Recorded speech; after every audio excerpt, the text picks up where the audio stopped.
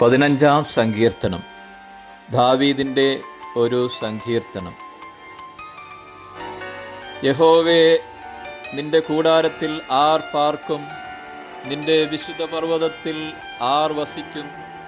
നിഷ്കളങ്കനായി നടന്ന് നീതി പ്രവർത്തിക്കുകയും ഹൃദയപൂർവം സത്യം സംസാരിക്കുകയും ചെയ്യുന്നവൻ, നാവുകൊണ്ട് കുരള പറയാതെയും തൻ്റെ കൂട്ടുകാരനോട് ദോഷം ചെയ്യാതെയും കൂട്ടുകാരന് അപമാനം വരുത്താതെയും ഇരിക്കുന്നവൻ, വഷളനെ നിന്ദ്യനായി എണ്ണുകയും യഹോവാഭക്തന്മാരെ ബഹുമാനിക്കുകയും ചെയ്യുന്നവൻ, സത്യം ചെയ്തിട്ട് ഛേദം വന്നാലും മാറാത്തവൻ, തൻ്റെ ദ്രവ്യം പലിശയ്ക്ക് കൊടുക്കാതെയും കുറ്റമില്ലാത്തവന് വിരോധമായി കൈക്കൂലി വാങ്ങാതെയും ഇരിക്കുന്നവൻ, ഇങ്ങനെ ചെയ്യുന്നവൻ ഒരു നാളും കുലുങ്ങിപ്പോകയില്ല.